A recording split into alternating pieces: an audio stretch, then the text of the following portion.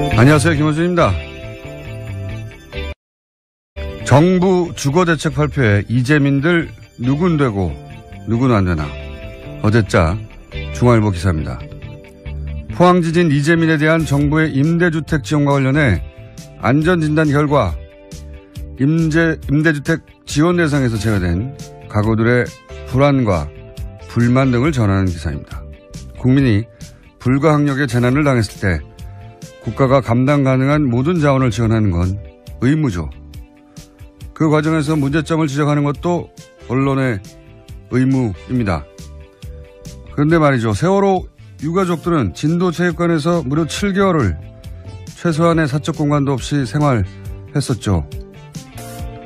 이번엔 7일이 되기 전 단열재를 깔고 방역하고 온풍기와 실내용 텐트가 설치됐습니다. 이 기사를 전한 중앙일보, 세월호 침몰 겨우 2주 후 사설에서 세월호 침몰이 비통하다고 서민 경제까지 좌초시킬 수 없지 않겠냐며 슬픔에서 빨리 벗어나 경제를 살려야 한다는 취지의 주장을 했었습니다.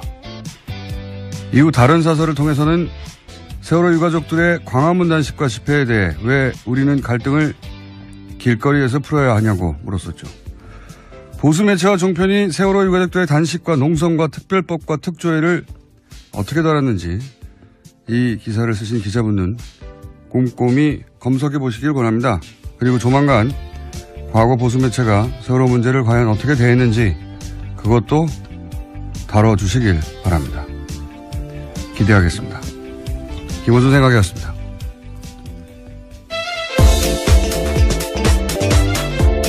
시사인의 김은지입니다. 다른 거 하기 전에 제가 어제가 아니죠. 며칠 전에 이명박 전 대통령 관련해서 아주 작지만 재밌는 제보를 하나 받아가지고 네. 그것부터 제가 단독으로 알려드리겠습니다. 작아서 브리핑에서 얘기할 정도인데 산업은행 한티 지점에 국가대표 테니스 선수 출신의 모 씨가 근무하고 있었대요. 근데 이명박 정부 시절에요? 2010년, 2011년 네. 그 기간에. 근데 그 기간 동안 매주 수요일 오후면은 이명박 대통령이 지적하는 테니스장으로 가서 그분의 테니스 상대를 내주었다. 예. 은행 직원이 대통령을 상대로 테니스 매주 수요일마다 게임을 치르는 게 아무 근거가 없어서 다들 이거 문제라고 생각했지만 대통령이니까 실시했었는데 생각해 보시면 그때가 그리고 나서 2011년 하반기에는 도곡동 지점으로 그분이 옮겼고 계속 상대를 했다고. 근데 당시 산업은행장이 누구냐?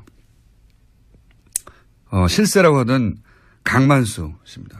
네, 지금 감옥에 가 있습니다. 뇌물죄로 4년형을 선고받고 아마도 이제 그 전화해가지고 산업은행 장한테 그 테니스 선수 좀 보내. 그런 근무를 빼서 테니스를 상대하게 한 게 아니겠는가. 이게 뭐 사대강이나 자원외교에 비하면 아주 작은 사건이긴 한데 이명박 대통령 시절 세상이 어떻게 돌아갔는지 엿볼 수 있는 사건이라 제가 간단하게 제보를 소개합니다. 네. 예, 그 제보가 사실이라면 매주 수요일마다 비었다라는 것도 눈에 띄는데요. 귀에 들어오는데요. 박근혜 전 대통령 같은 경우에도 매주 수요일 일정이 없었다라고 하던데 이명박 박근혜 전 대통령들은 다들 사사로운 업무라고 할 수도 없죠. 예, 네. 그렇네요. 아마 개인적으로 휴일 날 하는 건 상관없죠. 근데 수요일 날 이렇게 테니스 상대를 산업은행에 근무하던 처음에 한티 지점에 근무하던 그리고 도곡 지점으로 가신 분과 상대하였다라고 기간도 특정해서 자세히 알려주셨는데 이 정도 내용이면 충분한 것 같아서 여기까지만. 그리고 그 선수가 누군지도 알려주셨는데 한참 뒤지만 꼭 얘기하고 싶다고 해서 제가 자세히 얘기를 들었습니다. 메모화에 가면. 그런 일이 있었다고 합니다. 자, 첫 번째 뉴스는요. 네, 세월호 참사 이후 박근혜 전 대통령의 행적에 대한 비판이 많습니다. 이와 관련해서 새로운 자료가 보도됐는데요. 어제 SBS가 보도했습니다. 박영수 특검팀이 재판부에 제출한 수사보고서에는 참사 이틀 뒤에 박근혜 전 대통령이 시술이 이뤄졌다라는 내용이 있다라는 건데요. 당시만 하더라도 실종자가 270명이 넘었습니다. 찾기 위한 수색 작업이 한창이었는데 특검이 이렇게 본 근거는 김영재 원장의 카드 사용 내역과 부인인 박채은 씨의 휴대전화 남은 위치 정보였습니다. 김 원장은 4월 18일 청와대 인근 커피 전문점에서 자신의 명의의 신용카드로 결제를 했고요. 또 청와대 관계자를 만나서 청와대로 이동했다라고 특검이 추정하고 있습니다. SBS가 간만에 관련해서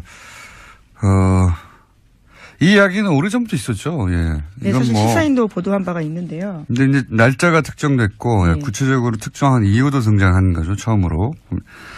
근데 이제 저는 이것도 추정치라고 보는 것이 지금 그러니까 사유로 사고 후 이틀 만에 성형 시술을 한 것으로 당시 특검은 파악을 한 거 아니겠습니까? 그 근거로 뭐 카드 내역도 남아 있고 당시 김 원장이 청와대 관계자 만나서 청와대 안으로 들어갔고 그 이틀 뒤에는 부인이 청와대 방문을 했고 등등. 그러니까 시술을 한 다음에 사후관리차 부부가 왔다. 이런 정황으로 봐.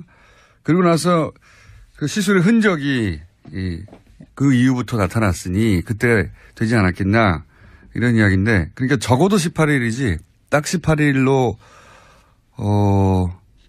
특정할 수는 없다. 더 빠를 수도 있다.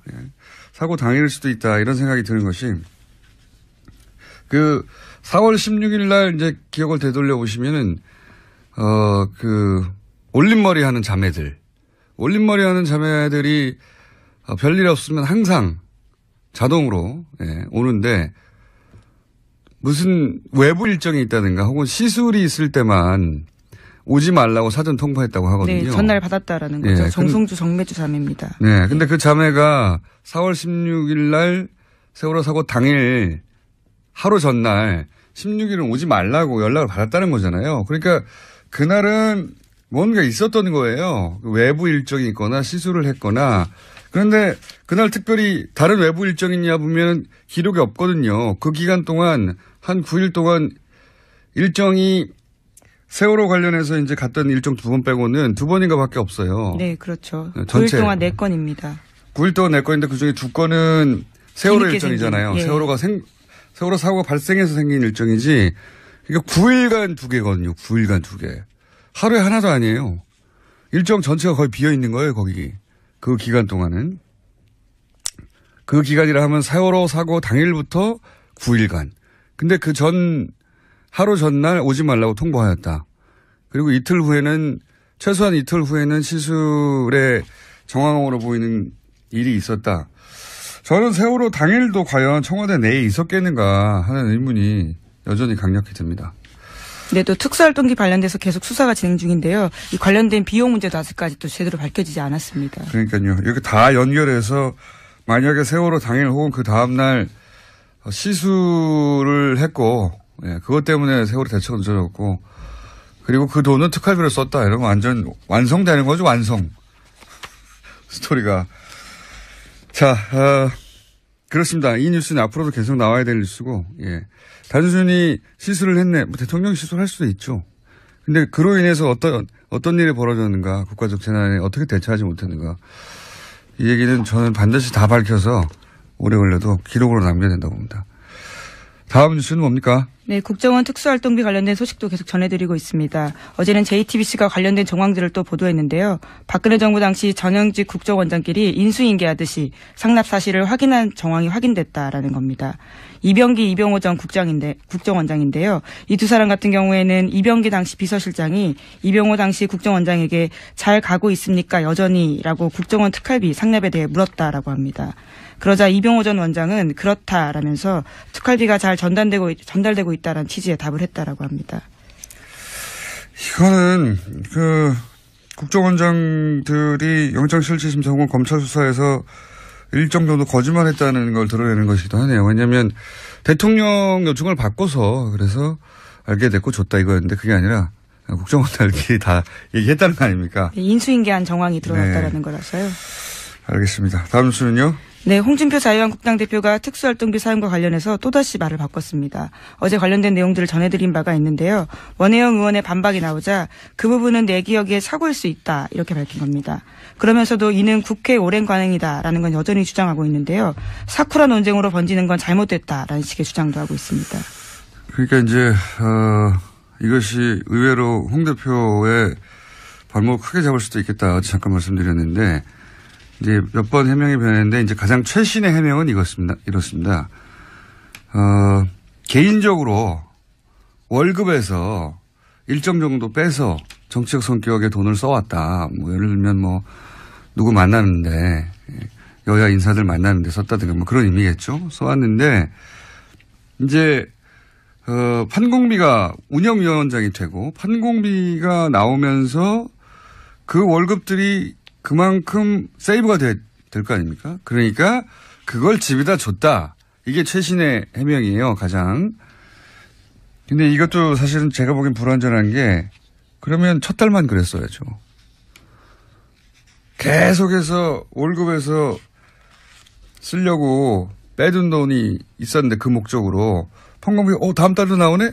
그래서 또 주고 그러진 않았을 거 아닙니까? 그러니까 이 해명도 첫 달만 그랬어야 하고 나머지 살들은 판공비가 계속 나오니까 월급에 따로 뗄 필요가 없잖아요. 그러면 예 그것도 이 해명도 불완전해요. 저는 이 해명이 또 한 번 업그레이드 되지 않으면 크게 발목을 잡을 수 있겠다. 지금 4천만 원 정도 매달 나오는데 여기저기 줬다는 거를 합쳐도 1,000만 원 이상 비거든요. 네. 원혜영 의원뿐만이 아니라요. 서가본 당시 의원 같은 경우에도 이 사실에 대해서 부인했습니다. 그런 바가 없다라는 건데요. 10원도 받은 사실이 없기 때문에 거짓으로 거짓을 덮으려고 하지 말라라고 이야기했습니다. 그래서 뭐 이 해명이 다시 한번 업그레이드 될 것 같긴 한데 현재까지는 불완전해서 홍 대표 감옥을 의외로 이게 처음 불거진 게 지난번에 어제 말씀드렸다시피 이제 대선 후보 토론 때 김진태 의원이 갑자기 그거 운영비 그때는 판공비라고 했죠. 운영비 빼서 집에 준 거 아니냐.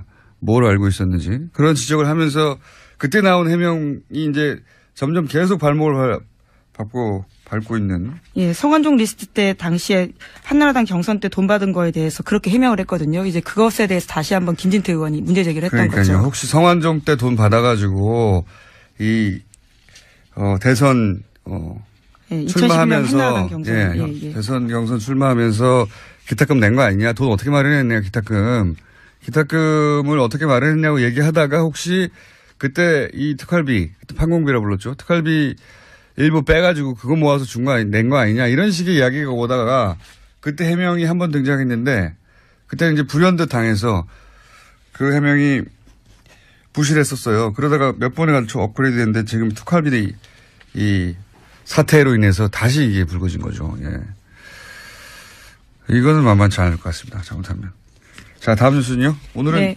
순서가 두 게스트가 연이어 2부에 준비되어 있어서 좀 빨리 끝내야 될 것 같습니다. 네, 2008년 BBK 정호영 특검이 다스의 120억 비자금을 찾고도 덮었다라는 의혹은 계속해서 저희도 전해드리고 있는데요. 이와 관련해서 검찰이 사실상 손을 놓고 있다라고 오늘 아침 한겨레신문이 지적했습니다. 서울중앙지검에 보관 중인 특검 수사 기록도 들여다보지 않은 채 시간이 가고 있다라는 건데요.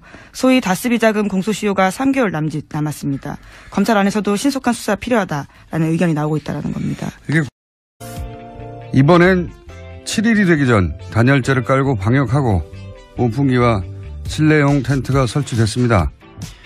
이 기사를 전하는 중앙일보 세월호 침몰 겨우 2주 후 사설에서 세월호 침몰이 비통하다고 서민 경제까지 좌초시킬 수 없지 않겠냐며 슬픔에서 빨리 벗어나 경제를 살려야 한다는 취지의 주장을 했었습니다.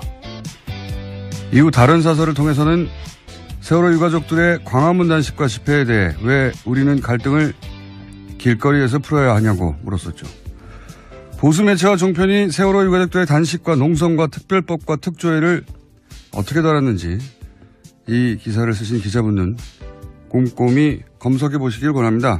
그리고 조만간은 이명박 대통령이 지적하는 테니스장으로 가서 그분의 테니스 상대를 내주었다. 예. 은행 직원이 대통령을 상대로 테니스 매주 수요일마다 게임을 치르는 게 아무 근거가 없어서 다들 이거 문제라고 생각했지만 대통령이니까 실시했었는데 생각해 보시면 그때가 그리고 나서 2011년 하반기에는 도곡동 지점으로 그분이 옮겼고 계속 상대를 했다고. 근데 당시 산업은행장이 누구냐? 실세라고 하던 강만수 씨입니다. 네, 지금 감옥에 가 있습니다. 뇌물죄로 4년형을 선고받고. 아마도 이제 전화해가지고, 예, 산업은행 장한테 테니스 선수 좀 보내. 그런 근무를 빼서 테니스를 상대하게 한 게 아니겠는가. 이게 4대강이나 자원외교에 비하면 아주 작은 사건이긴 한데, 이명박 대통령 시절 세상이 어떻게 돌아갔는지, 엿볼 수 있는 사건이라 제가 간단하게 제보를 소개합니다. 네. 예, 그 제보가 사실이라면 매주 수요일마다 비었다라는 것도 눈에 띄는데요. 귀에 들어오는데요.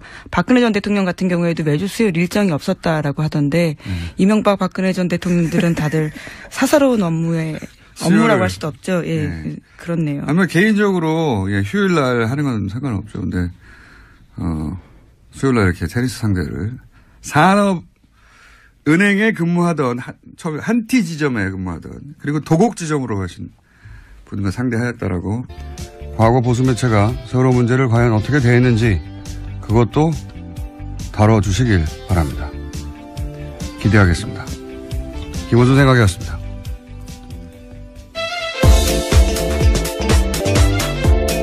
시사인의 김은지입니다.